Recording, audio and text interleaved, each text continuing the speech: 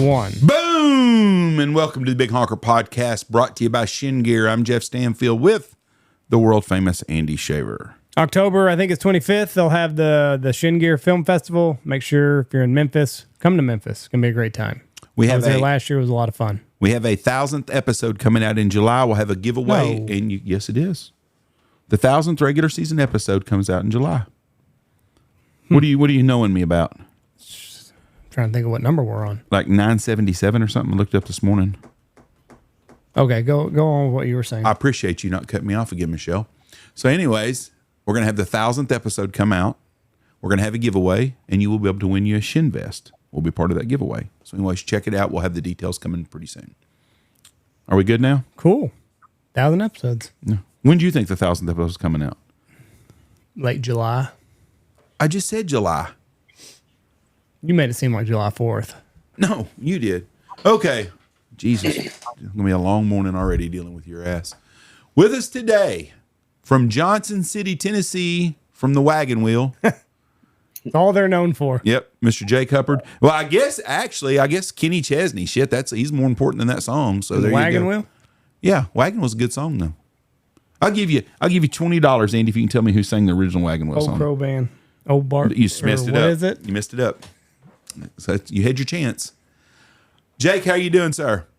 I'm doing well. How are you guys? We're arguing this morning. Jake, what is it? It's the Old Crow Band. Old Crow Medicine Show. Ah, shit. Yeah. Everyone nowadays just knows the Darius Rucker version, though. I think it's probably better. Don't you? I think it's better.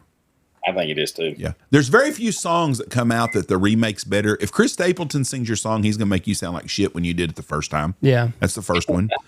And then Guns N' Roses did Live and Let Die, and that was a whole lot better than the Beatles did it. Yeah. But most people, when they redo a song, it's not near as good. I would agree with that. But yeah, Chris Stapleton does it. It's his, and then if Hootie does it, it's theirs. So, what's the song that Reese liked that Simon and Garfunkel sung that I like so much, and he liked the newer version of it? The Sound of Silence. Sound of Silence. The one Disturbed did. Yeah, and I like the older one better. You like Simon and Garfunkel better? I think I grew up with that. It's just my June age. is your month, isn't it? Yeah, it is. So Jake, you're in the grass-fed beef, all natural beef business, correct? Yeah, we're in the all natural, regenerative agriculture, kind of that movement. We raise grass-fed beef, grass-fed lamb. We do pastured poultry. It's kind of what our niche is. We do meat chickens, and we also do laying hens as well. And then we also, kind of take from a collective of farmers that kind of farm in the same mindset, and then help supply some bigger restaurants and contracts and stuff like that throughout our region. Now, I got to imagine with everything kind of going on in the world today, there's probably a big push going to this holistic and natural approach. Yeah? Yeah, absolutely. We knew that, I grew up on a dairy farm my whole life, and all I've ever been told is don't stay at home and farm. You need to go to college and get a real job. That's always what I've been told.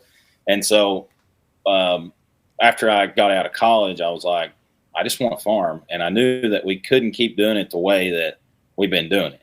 So we had to tap into a niche market to where we can cut out all the middlemen and then have a higher quality product to sell to our consumer that they'll pay for. And this was, the regenerative agriculture, the grass-fed beef, things of that. That's where the market was. That's where kind of our ideology kind of fell in line with. So yeah, it's been really good. It's gotten very, very popular. What is more frustrating to deal with, cows, lambs, or chickens? Probably lambs. Really? Just because they're goofy all the time? Oh, they're just looking for a place to die all the time. I mean, they are born looking for a flipping place to die. I mean, they are. And, chickens is, they can be tough just because they're real sensitive to the weather, hot, cold when you first get them and stuff like that. But really, man, you put a chicken out on pasture instead of in a feed barn, and they don't have a lot of problems. Yeah. So, and what do they do? They got like a coop to come back to at night? Yeah. So it's like kind of two different ways. I can send you over some photos, but our laying hens, it's like on a big hay wagon frame, and the floor is like slatted, and then it has netting, and they are bougie chickens because they live in a big old chicken coop where the doors are open when the sun comes up, they close when the sun goes down. They got heated water in the wintertime. They got auto lights for 16 hours a day. Good Lord. They got automatic feed. And so those things we move every 3 days, and we set like electric netting up around them. And then our meat chickens, they're in just like a floorless house we move every day. So yeah, I mean, they're pretty simple once you kind of get it going. How long will a meat chicken, how long, 3 to 6 months, and they're going to market? About 8 weeks. Damn, 2 months you're getting. How big is that chicken weighing at 2 months? It's going to dress out around 4.5 pounds. Wow. That's amazing. So I need to ask because my father-in-law does this. He's retired. He worked for the FSA office, but last summer he got some chickens. About this time, wasn't it? Yeah, it was about this time because he slaughtered them in September, I think. August. Yeah. But I'm trying to, he likes a small chicken, and is 4.5 pounds, is that small? I can't think of anything off the top of my head. I mean, 4.5, 5 pounds, pretty good sized chicken. Yeah, it's bigger than mallard. So he took them early. He didn't want a big chicken. He liked a smaller chicken. Why? I wonder. He had them that way at some German Fest thing, and he thought that was the best way to eat a chicken. So, Well, whatever they do in Rhineland is the best chicken in the world. I don't know what they do, but so a 4 pound or 5 pound chicken is what you're going to get at 2 months. Yeah, that's about what you're going to get. Those chickens are not going to live probably past 12, 13 weeks anyway. They just get so big, they have heart failure. Their bodies, they've been bred to grow fast. And after a certain time, their body and they outgrow their organs and their ability to survive. So people are like, well, that's inhumane, to kill them when they're so young and stuff. And it's just like, well, they were going to die anyway. What people don't understand is if you want to fucking eat, you got to kill something to eat.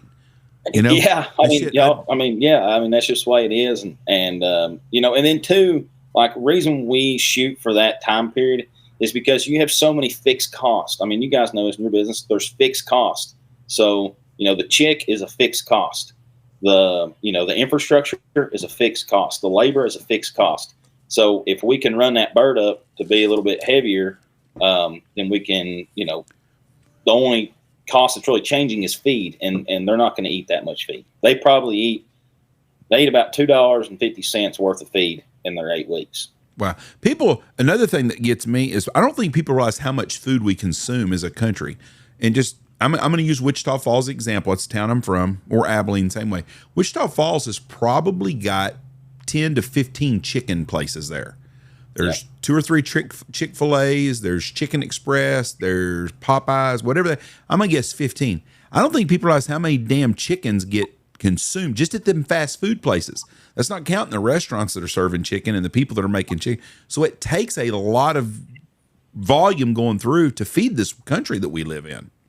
Oh, and we're not able to supply enough food for our country. The amount of beef that's being imported, the amount of stuff that's being imported is crazy. I mean, it is crazy. Like our beef production, if we couldn't supply the beef that we eat in America, if we stopped importing food, then we would probably run out of our beef supply in about 3 years. Wow. What is your chickens considered organic chickens? So no, we're not organic. I don't like organic. I don't like the word organic because even if you're organic, you can do things that we don't do. You can spray at a certain time. And it really just doesn't make any sense to me. Like you can spray Roundup on like a pre-treatment on the ground and then go and plant your corn straight in the ground.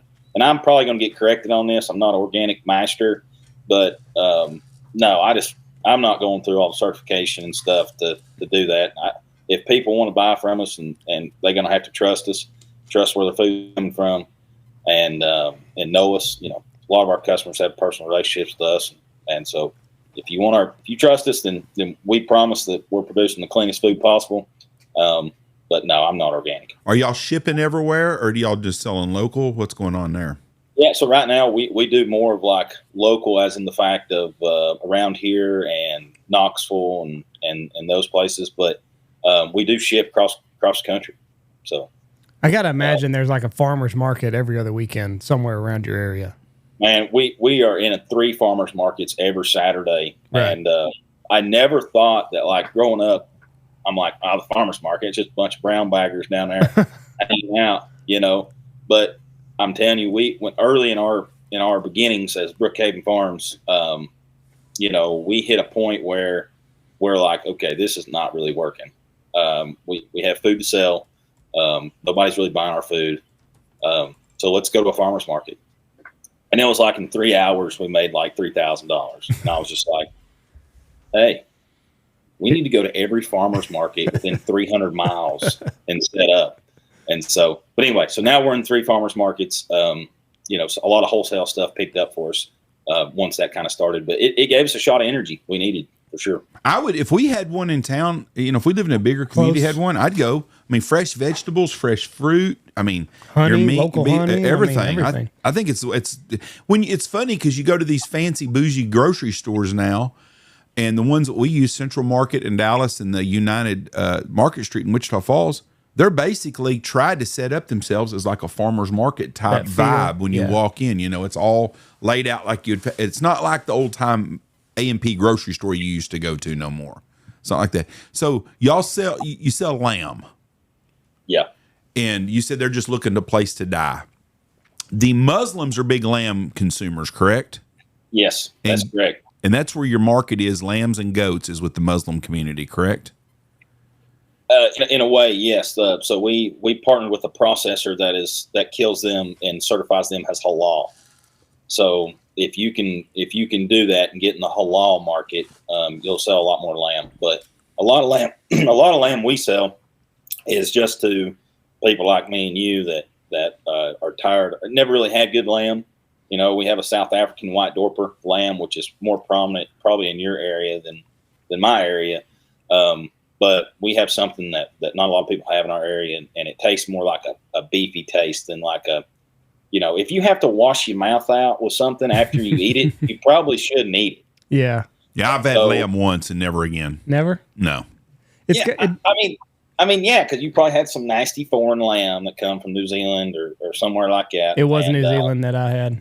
I would much rather just have beef. I mean, it's yeah. I had it once. It wasn't that good. So if I'm on a menu and it's got goat or lamb on it, I'm having soup or beef. I'm not a goat and lamb. I've had goat and I don't like it much either. That's me. I can't choke down most lamb in the grocery stores, but our lamb, I'd rather have that than a ribeye. Really? Absolutely. I mean, it's so tender. It's delicious. It's a treat. I had it last night for dinner. What cut of meat is it that you like from the lamb? I like the lollipop chops. Okay. That's my favorite. Yeah. And yeah, I can smash a plate of them because they're small.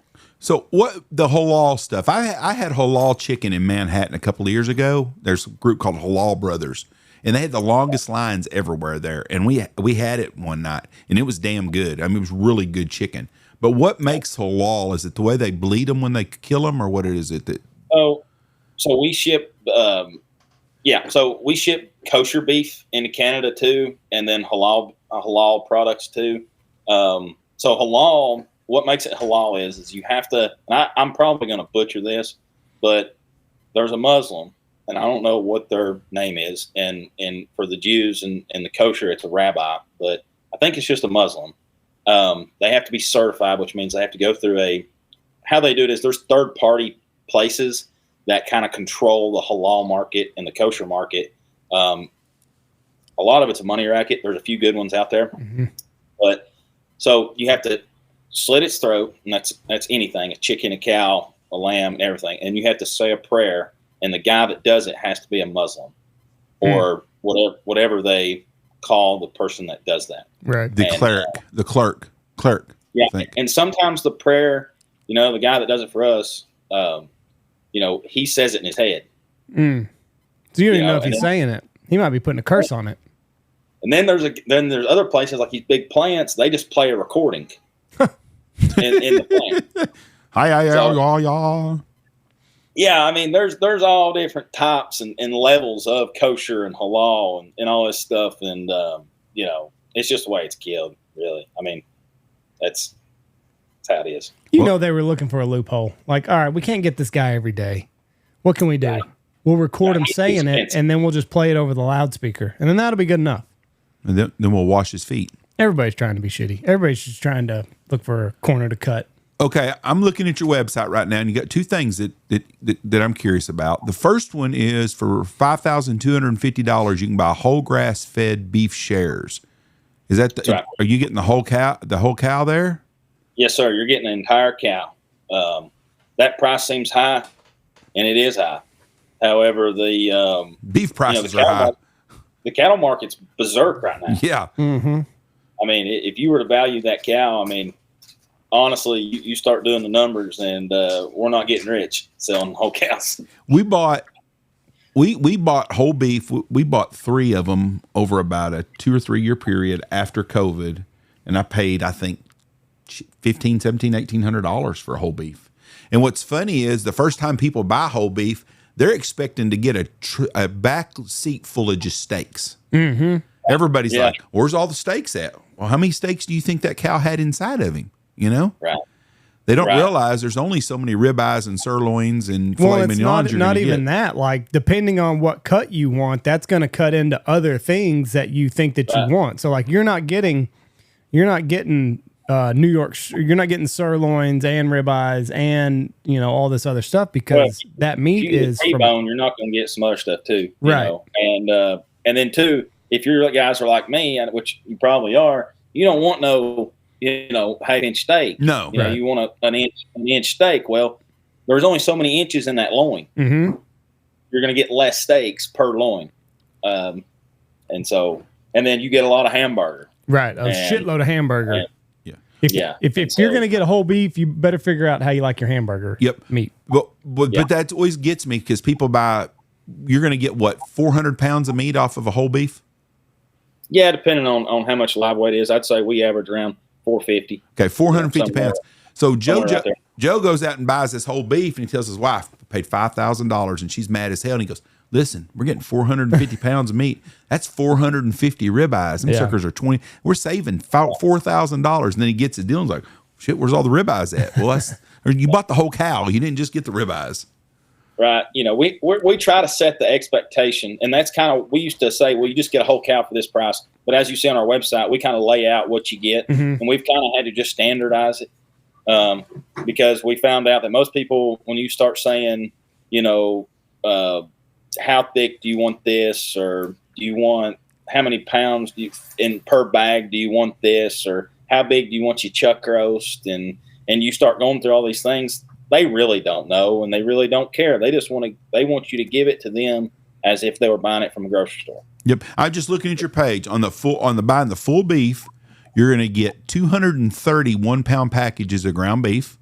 You're going to get 12 8-ounce fillets, 16 12-ounce New York strips, 20 12 to 14-ounce ribeyes, 2 16-ounce flank steaks, 4 skirt steaks, 8 2-pound packs of stew meat, 2 16-ounce flat irons, 2 3-pound tri-tip roast, 12 sirloin steaks, coulette, whatever the hell that is, some kind of roast.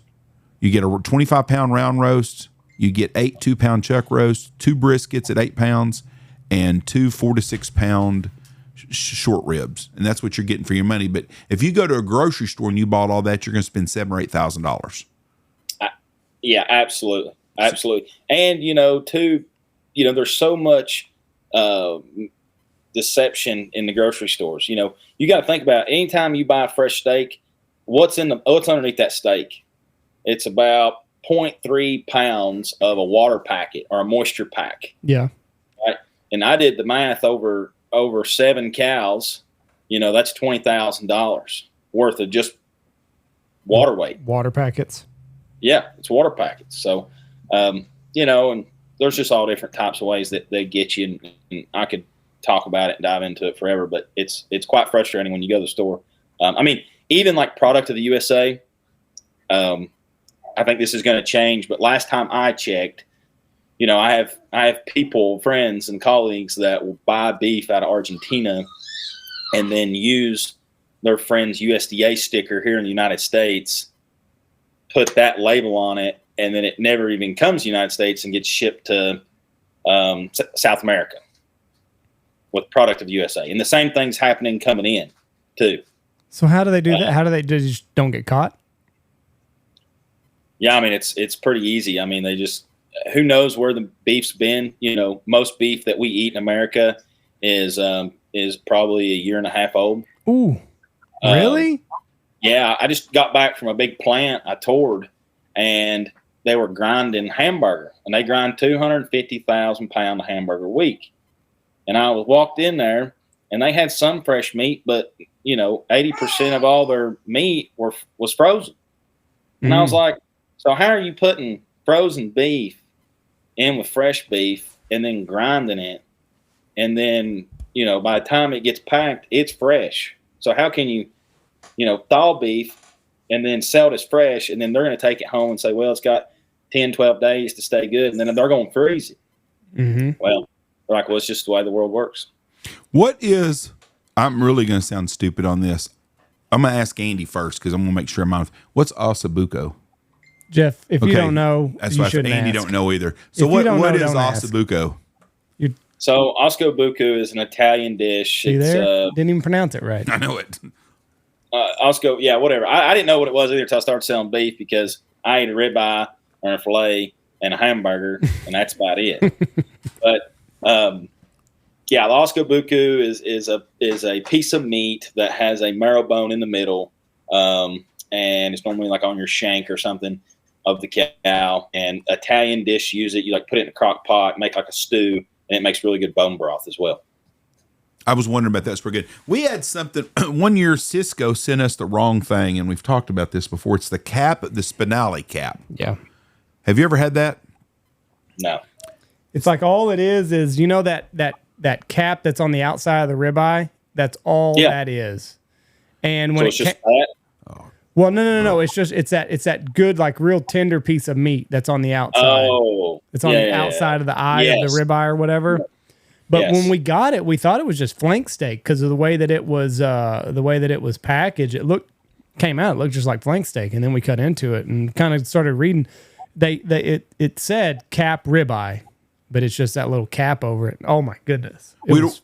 We'd order pork chops because we get these marinated jalapeno marinated pork chops from Cisco, and they're really good. Well, this come in, I was like, son of a boy! I called the guy and I was chewing on his ass. Jeff's pissed, and we had like 4 cases of them. He goes, I don't even know what that is. He goes, I don't know what it is. Well, we started looking up. Well, it sells for like $50, $60 a pound. They some fancy steakhouse in Chicago special had these made for them. Dude, I'm telling you right now, we didn't serve them to clients. We saved those for us. Boy, it was good. And then we bought some more sometime, and then just as a special time here and there. But they were damn good. But it was like eating a fancy filet mignon of some sort. I mean, it was better than a filet. It was really, really good. I'm telling you, once you know what to order and ask for, you know, you got some really good stuff. I found some real good stuff just from, you know, being in this business and having the processor cut something up for me, and I'll eat it. Like the Texas tail, I'm sure you'll have heard of that. Nobody really knows what that is here.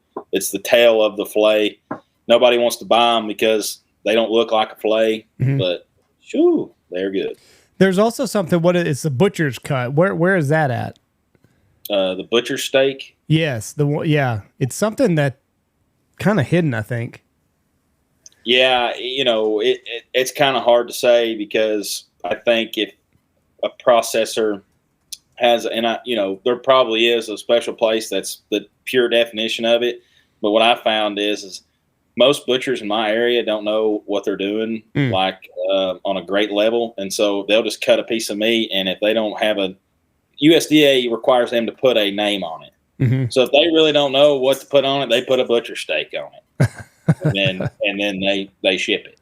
So, yeah, it says here butcher steak is another name for the hanger steak. Yeah, the hanger steak. That could be true. Yeah, something it's rich in flavor, tender, and often kept by the butchers themselves. Hence the name. That's right. I don't know that I've ever had a hanger steak though. It says it's similar to skirt steaks. I've had a lot of skirt steak before. Yeah. No, it's hard to have the connection between like what we do. We mainly just focus on the distribution, the sales, the growing of our products here on the farm. And then on the butcher side of things, we've had to learn a lot about that just because, or learn a lot about what we specialize in, and really just try to steer our customers in the right direction because our processors is pretty tough out here. So. Yeah. Do you ever get attached to these animals? Is there like one where you're just like, oh man, I hate to see Peppa go? Every now and again, you'll have one that might have been born in a crazy storm or something like that, and you had to do a little extra to it, and you kind of get attached to it. But honestly, not really. No. I mean, I love our animals so much, and I cherish, what the energy that they're going to give to me and my family and then my community. And so, and I got to, we got to make money too. You want us to keep giving you good, high quality food. We have to sell it and we have to be a viable and sustainable, enterprise. Yeah. There's a show on Prime Video that I love. It's Clarkson Farm. Have you ever seen that? Yeah. I could relate to that guy in a lot of ways. I love it. Out. So, I love that show. He was sitting there cussing them sheep, buddy. I was right there with him.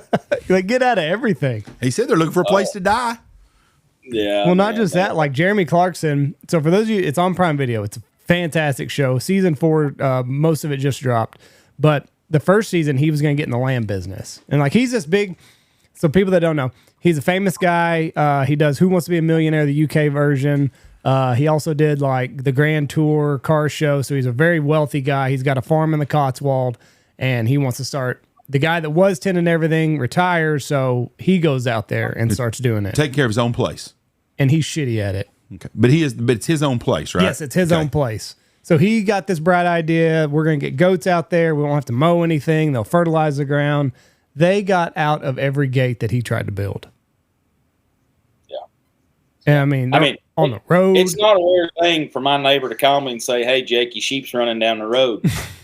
And I thank God I got me a border collie dog that's halfway decent, and she brings them home. But golly, they're frustrating. They're the smartest dogs, aren't they? Didn't we learn that, Jeff? The border collie? Yes. Or was it the? I think it might have been the blue healer. One of the and the border Australian Shepherd, or one of those are supposed to be the smartest dog there is.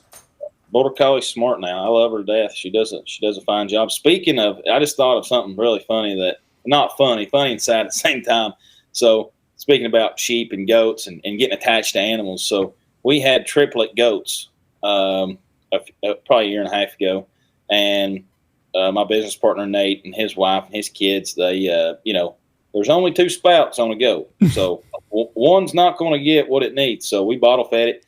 They took it to their house. They live in the subdivision. They're bottle feeding this goat. As it progresses, they put a diaper on this goat, and it lives in the house. Well, every time, it's the dog's best friend. The kids love it. He's got little girls, and it's the best thing in the world to them. Well, they go on vacation. Uh-oh. And this goat now is probably knee high, a little bit bigger. And old Ralph, I have the responsibility of keeping Ralph while they're gone. So they bring him up here to my house, and all he does is stand there on the porch and bang his head up against the window. Bye! Just over and over and over again. Because he wants inside the house, but we weren't, I ain't going to have a goat in the house. Yeah, you're not a redneck. And, I'm from East Tennessee, but I ain't like that. You got your teeth. I got all mine. But anyway, the day goes on, and one day I'm in a hurry, and Ralph's still here, the old goat. And I jump up in the pickup truck, fire it up, and I'm in a hurry. I throw it down and drive, and I drive a little bit, and I hear, uh-oh. And I said, oh, God, I don't know what that was. Wonder what that is. I'm hanging out the window. I put it in reverse, back up, again. I run over their goat. Ooh, shit. No more goat. No more Ralph. But they loved But anyway, that was a rough day here at Brookhaven. Did he still have the diaper on? No, the diaper was off because the diaper come off when he come to my house. Oh, I gotcha. I got to ask the redneck question someone's going to ask. There'll be two questions asked. I'm going to ask the bad one first, and then I'm going to ask, did y'all dress it and eat it? Anybody? Or did you just throw it in the pit? No, we buried it. Okay. Yeah. The second one, did you replace their goat and give them another one? No, I didn't. Okay. That was hey, that would have been funny. Have like a meet the flockers. Yeah. Like that. They replaced the cat. Yeah. And, it's not my cat. You know. That's Ralph. So, Promise, that's Ralph. That happened in a little town by here the other day. A lady had their cat left and come back and drug up up their neighbor's rabbit. Oh Lord! It had dirt and stuff all over it, and so they like she come in crying, told her husband, she goes, "Oh my God, they're going to kill us." They raise these show rabbits and stuff, so they come in and washed it off and cleaned it up, and they went back, snuck into the house or snuck into the people's backyard, opened their rabbit cage and put it in there. Well, then later on, the neighbor ladies on Facebook, she goes, "The weirdest thing happened." She goes, "Our show rabbit Fluffy died about 2 days ago, and we buried it in the backyard, and somehow it ended up." And someone back up in its cage today. So their dog dug up this damn rabbit they had buried, and then they went and washed and put it back up in the damn deal for their kids to find that next morning. So that was hell to explain. Thinking that their dog was the one that killed it. Yeah, they thought their dog killed the damn thing. Good news, JoJo didn't kill Fluffy.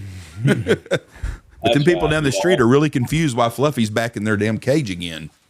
I know it. On a farm, it's wild. You experience every emotion. You got the new life that happens on the farm, and you got death on the farm, and you just it's a roller coaster for sure.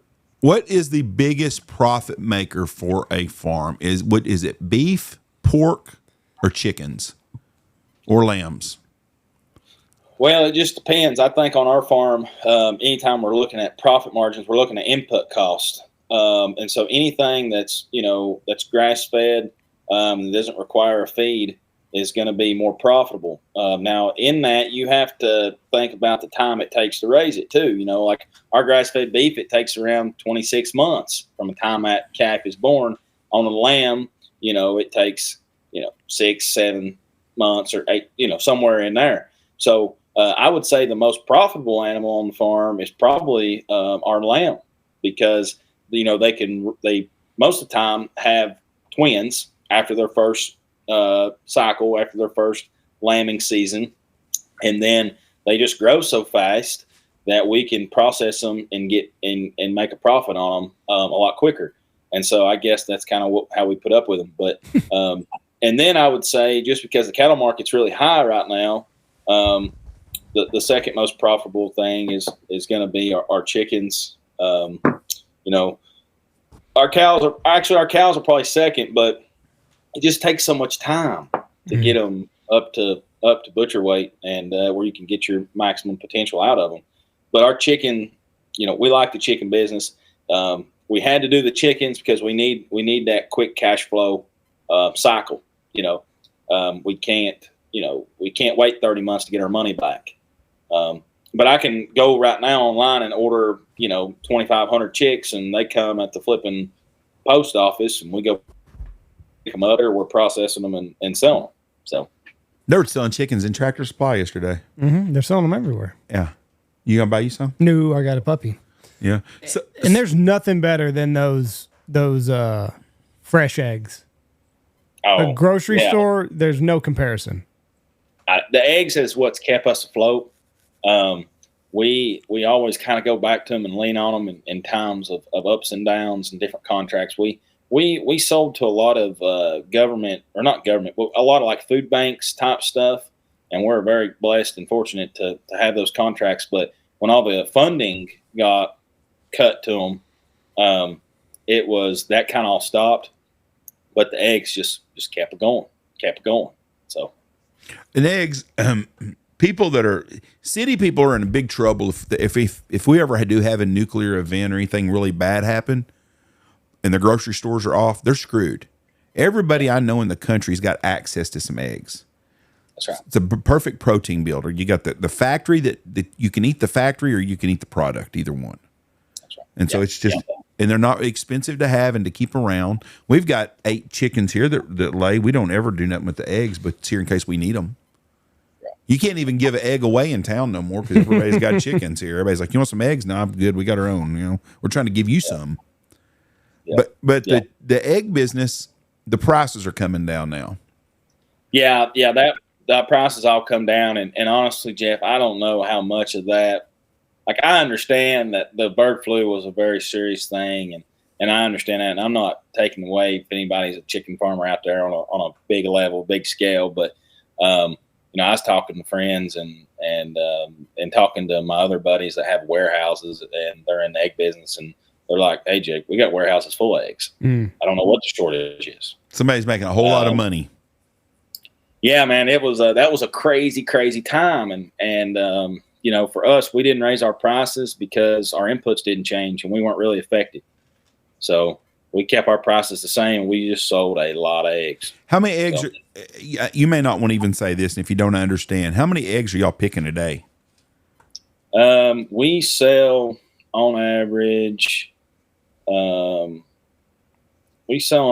Probably around 10,000 dozen a week. 10,000 dozen a week? Yeah. Jesus, how many people you got picking up eggs? Or is that automatic? I don't know nothing about the egg business at all. Well, we have some hand controlled conveyor belts that we crank out and collect the eggs that way. We have one person doing distribution and then two guys doing working here on the farm, and they wash them and everything and pack them and get everything ready to go. So plus feed everything else. So they're some hard workers and best employees I've had. 10,000 dozen eggs a week. 12,000 eggs. Yep. Do what now? You don't do very good with math. That's 120,000 eggs. Oh. You have trouble with zeros, boy. 120,000. I'm just thinking about packing 120,000 eggs in containers. 2 people? You said 2 people?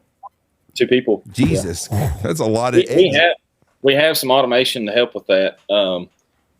And people ask me every day, Jake, how many chickens you got? Mm-hmm. Well, I don't know. Go out there and count. I don't know. I mean, we don't go out and count them. I mean, try going out and counting how many chickens. Yeah. I mean, you just can't do it. How long does the laying hen last? Man, that's another real debatable thing. A lot of people say 72 months is when they're going to lose a percentage of production per week. So at 72 months old, they say that they're going to be laying about 80%. So if you have 365 days a year, 80% of those many days in a year, that's how many eggs you're going to get. We purchased some eggs from an organic farm that were 72 months old because we had a contract that we had to start right then. And so we didn't have time to raise those birds up 16, 17 weeks old for them to start laying eggs.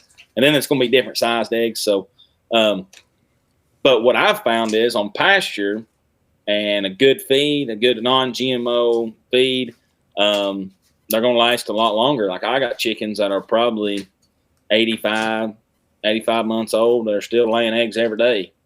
So, but after 80, 90 months, we're going to refresh all these guys we got now and just do it in phases.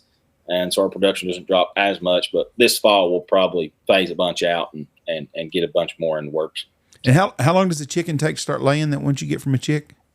Well, different breeds, different amounts of time, but like a red sex link or like a Highland Brown, they're going to be about 17 to 18 weeks up into 20 weeks sometimes. Just depends on the weather too and the amount of, it depends on what kind of light you got them under. If you got them under artificial light, if you got them on what percentage protein feed, is it warm outside? Is it cold outside? Kind of how are you doing all those things? And that's going to determine it. But what we found is about 18 weeks, you'll start getting some smaller, medium, what they call medium eggs. And then hopefully in the 20-week range, 25, 30, you're going to be getting, your large to XL large eggs. So it's been basically 6 months. 6 months. You're going to be 6 months in and you're going to be getting some more eggs. So what, here's my dumb question. Can you tell a difference in the kind of chicken that the egg came from as far as like eating the egg? You can. I think it's more based off of that chicken's diet than it is based off of what kind of chicken it is.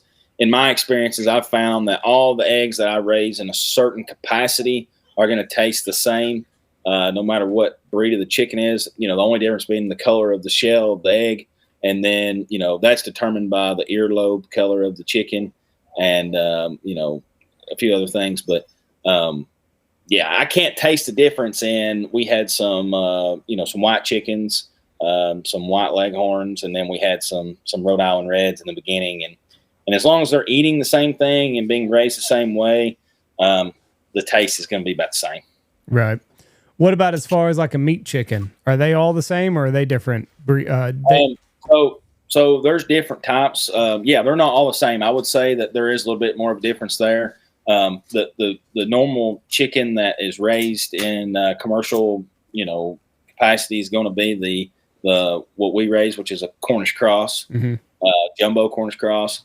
And then you also have a lot of people in my realm raising the Freedom Rangers, which is like a brown chicken.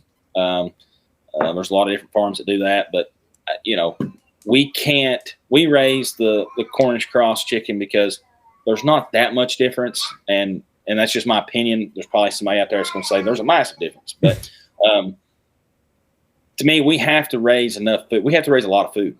Like what Jeff was saying earlier. I mean, we have outgrown our potential to produce.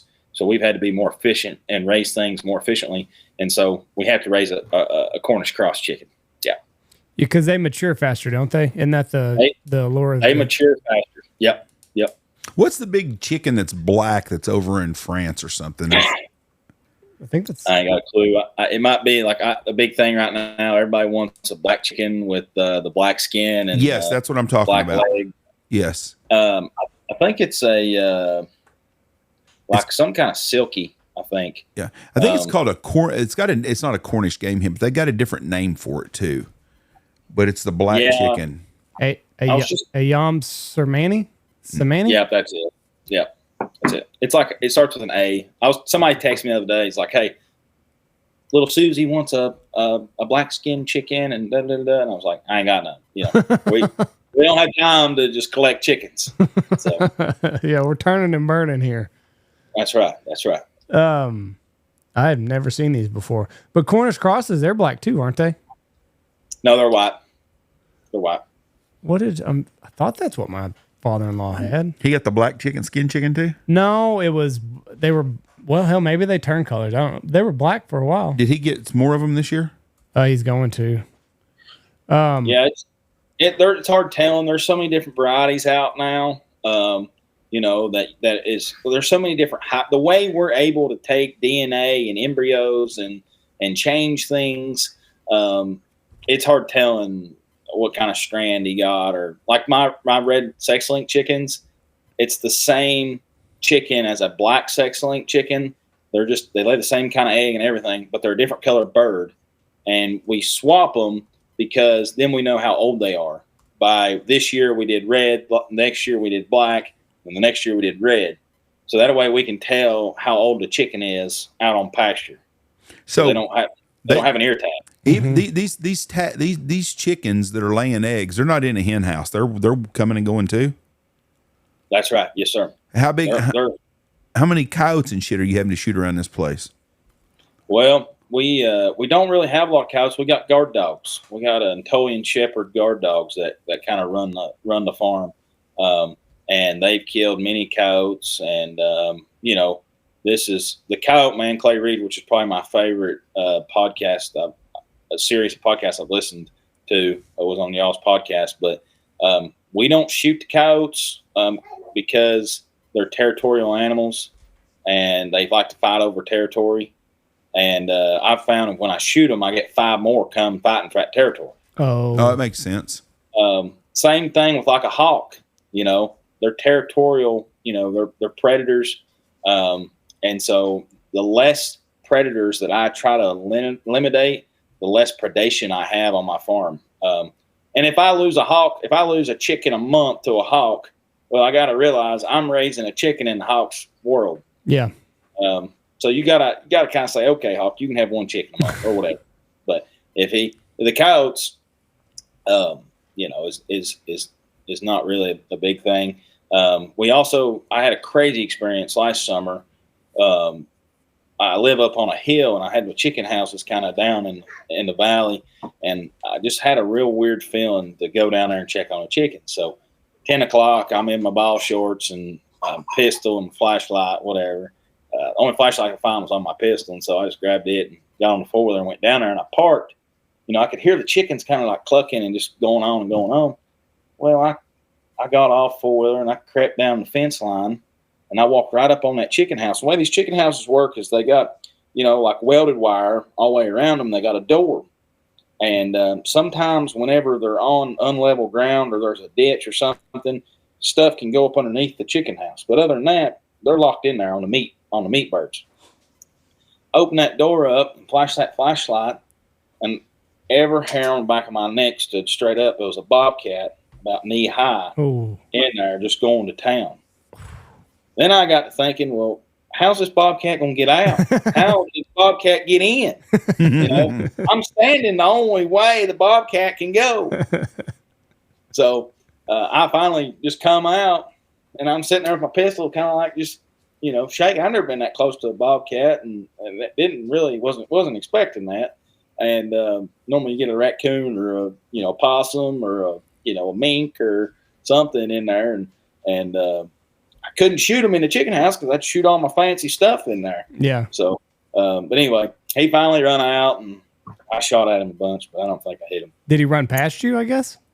Yeah, I kind of just backed up like 20, 30 feet away. Oh. And just fired a few shots in the ground, and he finally just took a split. But Clay's out of the coyote business now. In the fugitive, he's a manhunting business. I talked to him twice yesterday. They had a fugitive. He's in the manhunting business. Yeah, they had a lady won some money at the casino the other day, and she drove home, and a guy followed her from the casino. She closed her door. He kicked her door in and beat the hell out of her and took her money. And her husband came out, woke him up, and he come out and started fighting the guy, and the guy ran off. The guy left the money, dropped his wallet, and left his car in their front yard and ran. He's been on the run now for 36 hours. Clay he was what, a quarter mile away from Clay's house? 300 yards from Clay's house. Yeah, quarter of a mile. 300 yards. And so Clay had a gun, and he was out going to look for him and stuff. And I talked to Clay like 2 hours later. I said, "What are you doing?" "I'm laid up on the couch." He said, hot. It's thick here. I said, "Well, do they use a helicopter?" He said, "They've been using drones and everything. They can't find him." He goes, "There ain't a lot of black people here, so this guy's going to stick out there. Somebody's going to see him." And they never did find the guy. I just saw just now they still hadn't found him. But Clay said, "He's going to be sick somewhere." He said, "I promise you, drinking tank water, he's going to make him sick, old city boy." Clay was going out last night with his thermal. He was going to scan fields for him, look for heat signatures. But yeah, he's in the manhunting business now. I tell you, I don't know. I just know Clay from the podcast and listen to him stuff. But that's a man I would not want chasing me. No. Well, the only thing that this guy has could going outrun for him him, now. Not only that, Clay fell off of a feed truck 6 weeks ago, about somewhere month 6 weeks ago. Just like fell like kind of right on his ass cheek basically, and tore basically a new asshole almost. So Clay's got a sore ass right now. So if that guy were to kick Clay in the ass, it might bring him to tears. Yeah, I was at Andy's baseball tournament there, or Jameson's, and I went and sat with Clay and Mitch and sat in the back of the truck talking to him. And I told Clay, I said, "I've got an extra chair over there by Michelle at the Tahoe. Do you want it?" I can't even sit down. He couldn't even sit. Shoot. I tell you, he's got the worst luck of anybody I've ever heard of. Yeah, he's had a hell of a life. He refurbishes a lot of junk, though. Mm-hmm. I mean, he was driving around with a truck with no door on it for a long time. For a long time, and no floorboards and everything. He uses his shit. Whatever he uses the shit out of it. He gets the most that you can possibly get out of anything that he has. Yeah, it's like my uncle. He dairy farmed his whole life. He's probably, third, fourth generation dairy farmer. And, on all the feed trucks, I'm like, we need new tires. Like, I'd come home from school, we need to put tires on this thing.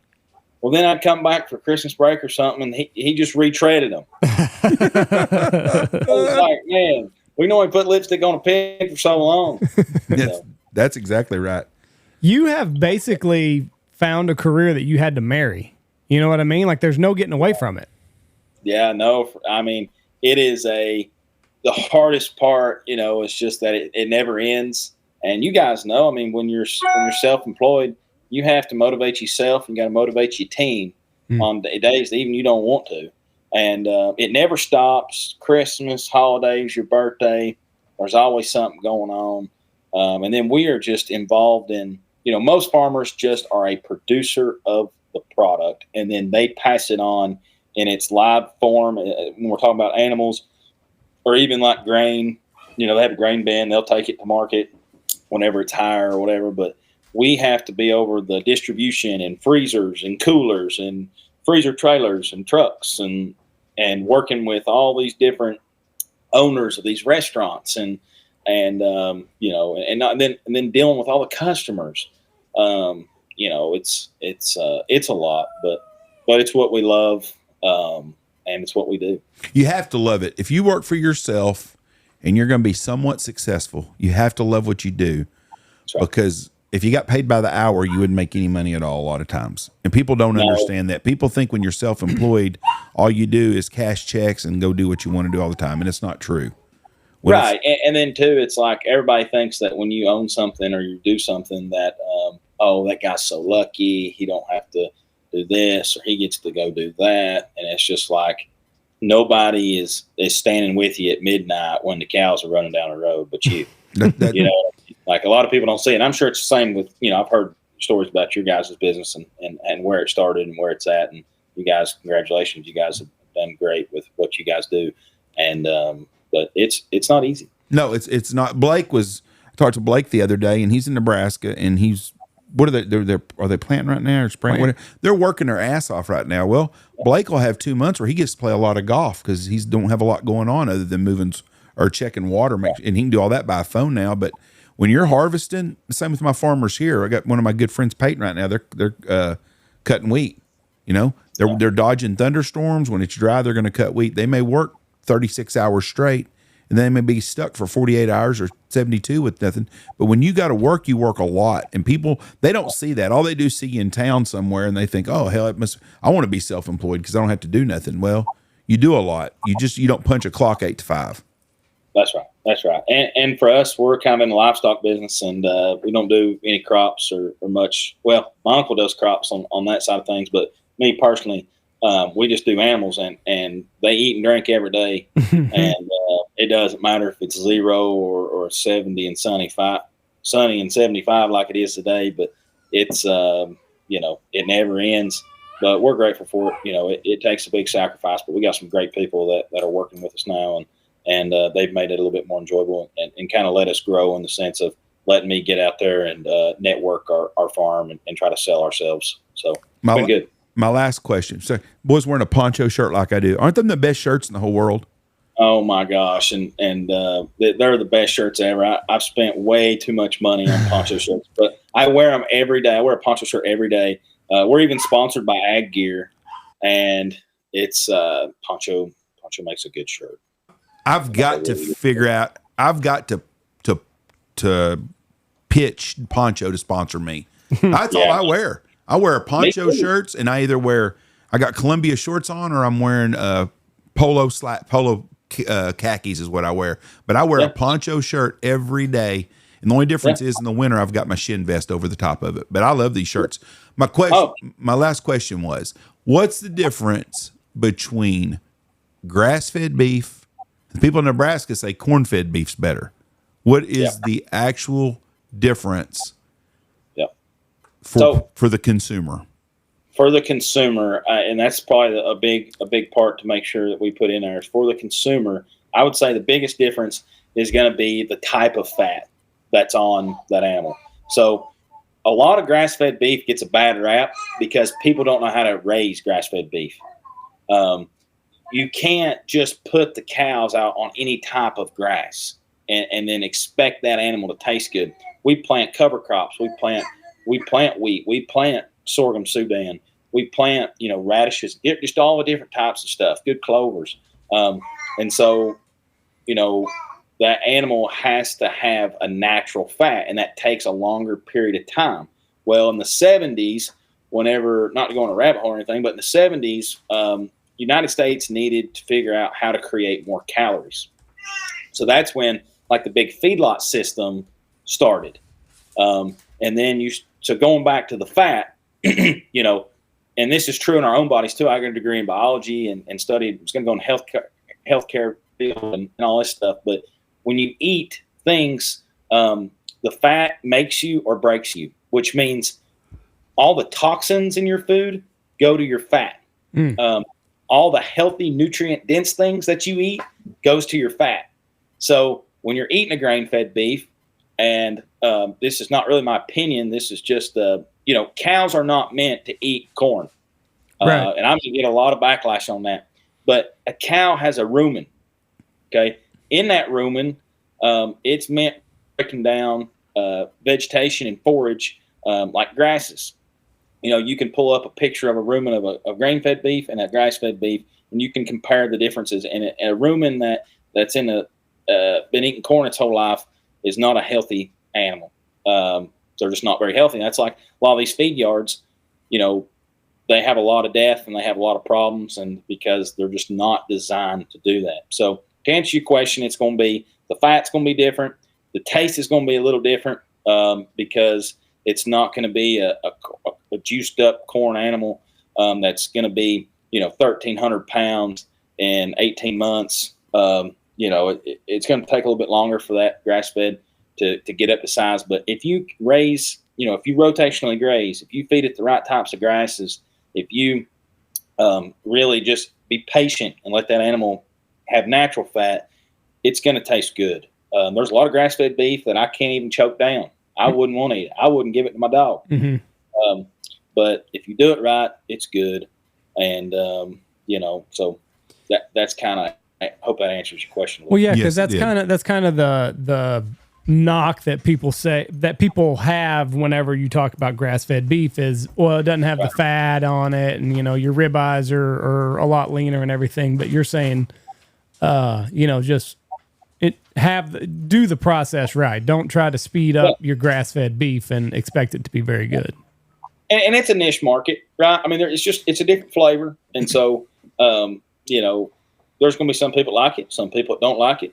But the people that like grass-fed beef, and I don't feel ashamed to say this, they're willing to pay for it because they're bought into the health benefits of it, and it's not just a steak to them. Right. It's a source of fuel. That's right. Yep. Have you noticed that beef tallow is going like? Is that pretty popular? Because now I see it everywhere. Absolutely. I didn't see that anywhere 2 years ago, and now it's everywhere. Yeah, we created our own beef tallow line. Yeah, I saw that. So we sell, you know, sunscreen and balms on the arms, just all kinds of stuff. Your beard. It's a big thing right now because it's just more of a natural thing to use on your skin. I like it a lot more now that I've started using it. Now I'm a little biased, but it's something that we used to not value in the recent years. It was used heavily, you know, a long time ago when people weren't fat. But it's a great thing. We use it a lot. It used to be kind of a waste product, and now we're able to, you know, make some money off of it. I do believe in it. We partnered with the doctor's office. They're in Knoxville. I'm sure you guys have been to Knoxville and around the areas and stuff. Their doctor's office called Performance Medicine. Dr. Tom Rogers. He was a doctor that was anti-vax and would only, you know, he helped a lot of people during COVID that were, you know, on ventilators and stuff. But he's kind of prescribing our food as medicine now. Really? And, yeah. So he's prescribing our food as medicine, and he loves our tallow. We also created a beef liver supplement company that we are we're doing now, and we're eating beef liver. If you don't like to eat the beef liver, you can just take the tablet and be good to go. Yeah, because it's incredibly good for you, the beef liver. Yeah. But a lot of people can't eat it, so package it up into like a pill form. And like what all benefits do you see whenever you start consuming beef liver? Well, for me, it's, you know, a lot of people take it for a lot of different reasons. They take it for their iron, they take it for their vitamin A, vitamin E. all the vitamins that your body needs. It's nutrients packed with that. But for me, I take it, and just my personal experience, I don't really know the scientific evidence behind why it makes me feel this way, but I feel I have more energy. I don't get as hungry, because if you think about it, like if you're ever craving pizza, well, you're really not craving pizza probably. You're probably craving the zinc that's in the tomato sauce. Oh. So it can kind of curb your appetite to a sense, because we're all seeking elements. We're made up of elements. We're made up of minerals. We're made up of vitamins. And so we are seeking those elements. That's why we want salty foods. It's why we want all these different things. Yeah, I recently got a different kind of salt, but it's supposed to have a lot of the minerals that other salts don't have. It's Celtic salt. Yeah. We use Celtic salt all the time. I put Celtic salt in my water, and yeah, I do too. Every morning I put just a little pinch in it and stir it up and just slug it back. But it's supposed to help with your body absorbing, help with the hydration, and then it's also supposed to add more minerals back to your body that you need. That's right. Yeah, I've recently started. Katie and Carter down at Performance Medicine, they got me doing the cold plunge. Yep. And the sauna and the red light and all that stuff. And I don't know if it's in my head or not. I never really believed in that kind of stuff. I just thought it was a bunch of hoodoo stuff. But I don't know if it's in my head or what. But the cold plunge has been like awesome. Yeah. I can tell when I do it when I don't do it, if that makes sense. I don't know if you do it or not, but. Yeah, I do it during hunting season to wake up. It's the only time. So I get up. Usually my alarm goes off at 3:15, and then I'm into I do a cold shower is what I do. But I mean, if for nothing else, I mean, it just jolts you awake. But I do know, just listening to different people talking about it and everything, it's supposed to be good for like your brown fat storage, because that's the good fat in humans. You want a lot of brown fat. And I also notice the days that I don't do it, I'm colder in the field. Yeah. Isn't that weird? Yeah. So like days that I do it, I can get by with less clothes than on days where I skipped it for whatever reason. Last year, I don't think I skipped a day of the cold shower, as much as it sucked. Yeah, it sucks. And I think it's something about mental toughness too. And just like, hey, I did this and I'm ready to go. And if I could do that, well, and it makes me not want to cheat really, because I'm like doing it to be healthier and eat better and stuff like that. It's kind of a collective thing. I'm like, well, if you do something that sucks really bad, it makes you not want to go eat that brownie or something, because it's like I'm doing these hard things and for this goal, and I don't want to tarnish that by, eating that or doing this. Yeah. I know a lot of people are starting to cook with more beef tallow. So you can use it as sunscreen also and lip balm. Yeah. Well, we make different types, right? So like the scent, the kind that we put on our skin, it has some different oils and lavender scents and different stuff. But yeah, cooking with tallow is the way to go. And, a lot of people, there's a lot of greenwashing going on in our country, which means, hey, this is the best type of tallow or this, that, and the other. And really all tallow is a pure form, a rendered down form of beef fat. Yep. So we use all the beef fat that comes from around the kidney of that animal, which is called suet. Not all beef fat is tallow. So suet's considered tallow, but not all beef fat is suet's different, and it's a pure form. Right. There's different grades of beef tallow. That's right. There is. And so we try to use the purest form, and it's truly all grass fed, like going back to that greenwashing thing. Mm-hmm. I mean, I've never met a cow that's not grass fed.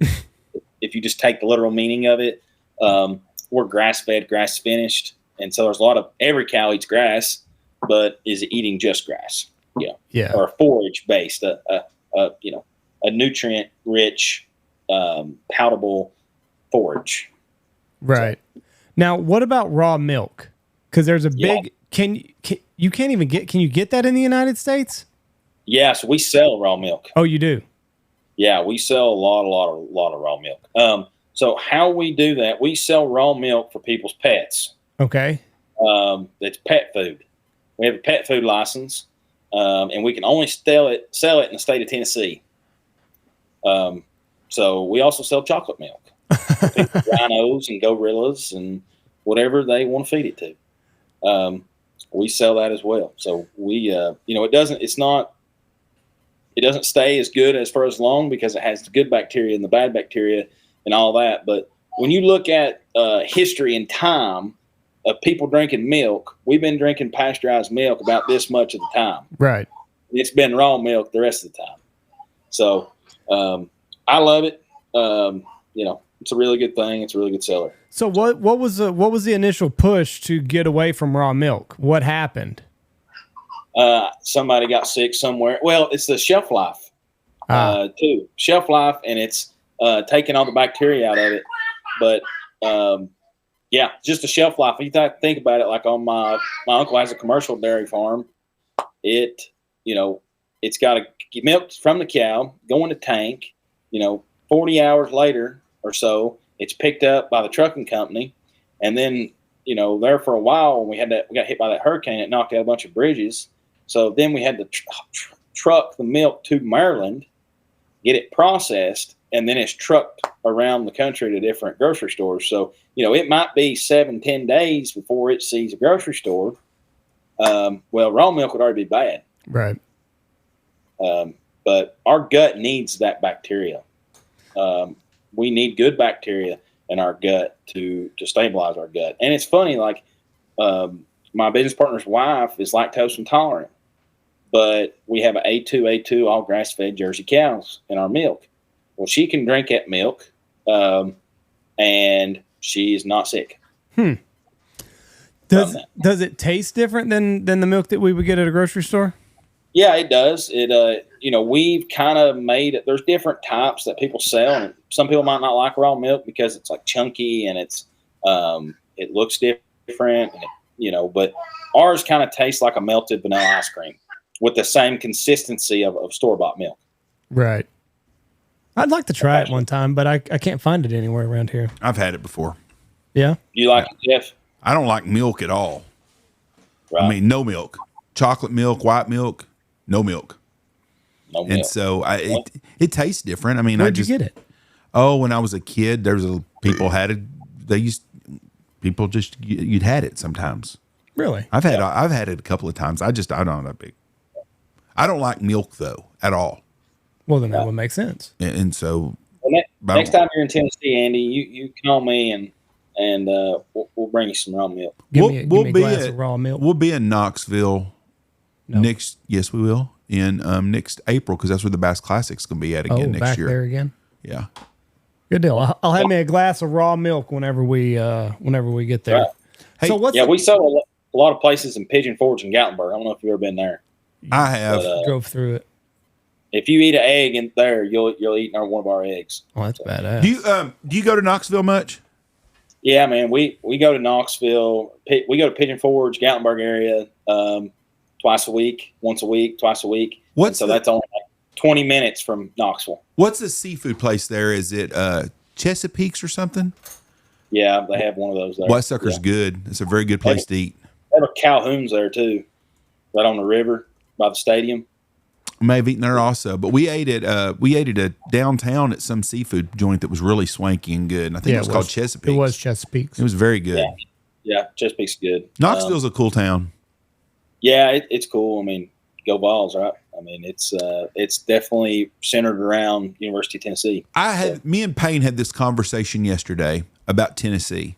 Tennessee and Texas have got to be the two most successful schools in athletics, girls, male and female sports right now. Yep. Outside of Texas, not doing shit in the basketball tournament, they've done good at everything else, and so is Tennessee. Yeah. The girls, the boys baseball team won last night, so they're moving on, and they got one more game, and then they go to Omaha. Yeah, we got beat out, so we're not going to Omaha, but our guys are playing Tech for the national championship in softball, or the girls. But Texas and Tennessee both have been successful at everything they do. Yeah. There's just so much passion. I've never, people in Texas are really passionate about, University of Texas and their sports. But Tennessee is the same way. it's everybody's watching the baseball game, whether they like baseball or not. Everybody's watching the football games, of course, but I'm just glad we got rid of Nico. So y'all have y'all's whole state though supports Tennessee. Texas is split up, right? Because we got so many schools. Because you got your A&M faction here, you got your West Texas roots for leans Red Raiders. Yeah. Dallas probably goes for TCU. TCU and SMU. I mean, Houston's been really good. Houston almost won it all in basketball, so we're split up more. Where Tennessee, outside of not many Vandy fans in Tennessee. Not really, man. I mean, there's not many Vandy fans. Like even I played college football, and I'd say I've watched two of where I went to school, Southern Virginia University. I bet I've watched 2 games, and I've not missed a UT game because I've been out of college. So it's just like even that it's just how it is. So yeah, that passion's cool though, because like that's what's cool about like going to Tennessee for a hunting show. Everybody's got on the hat, the shirt. It's like Nebraska. Yeah, it's the only game in town. Yep, that's right. And the Titans suck right now, so nobody cares about them hardly. Yeah, I kind of just quit following them. I don't even know, but you got Cam Ward now, so maybe Cam Ward's a savior. Who knows? We don't have a ton of time to watch a bunch of TV, but no, it's farming and doing everything. But when UT football comes on, we try to just take a break and watch it. So.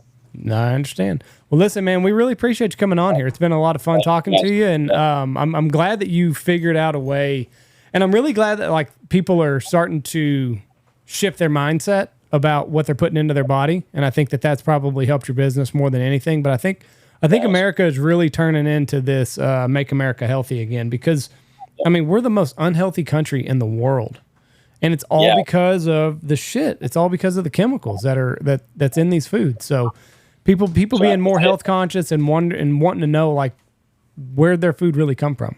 So my hat's off to you. Give everybody your website. Yeah, our website's brookhavenfarms.net, and you can go on there and order. And if you have any issues, just shoot me an email at jake@brookhavenfarms.net, and we'd love to help you out. Love to have you up to the farm. I'd love to come down and see you guys, Andy and Jeff. And I want to book a trip, a few of my buddies, and take some time off. During hunting season, come shoot some birds. That would be awesome. I've got some November dates open, which is really good. And if you come in January, you can shoot ducks, geese, and cranes. So November or January, I got some opens each month still. But sounds good. I'll reach out to you guys and try to get something booked. If you come, bring one of them Ossabucos. I'm gonna have to try that one of these days. I'm Italian. Hey, I'll sneak some Ossabuco and a little bit of raw milk for Andy. All right, there you go. We appreciate you, Jake. Hey, Jake, you have a good day. God bless you, my friend. Be safe. Bless you guys. Bye. See you, bud. Bye. Interesting man. Yeah. Very interesting. Just find a niche. Find a niche and capitalize. There's tons of ways to make a living out there, and it just amazes me when you find people that do it and you're like, that's really a good idea. That's taking a farm and they've taken it to the next level. Yeah. Badass. And they sell a lot of eggs. 12,000 of them, Jeff. Yeah. I can't imagine being the guy in charge of collecting and washing and packaging them. Golly, that'd be a lot of work. Did you watch you were at the casino last night. Watch what? Big Game Wednesday. We're going to put a wager on this? No. We're not? So I have canceled my YouTube TV, paused it until football. I get ESPN Plus because they've got the series. I knew that was going to be the jinx. That you have it?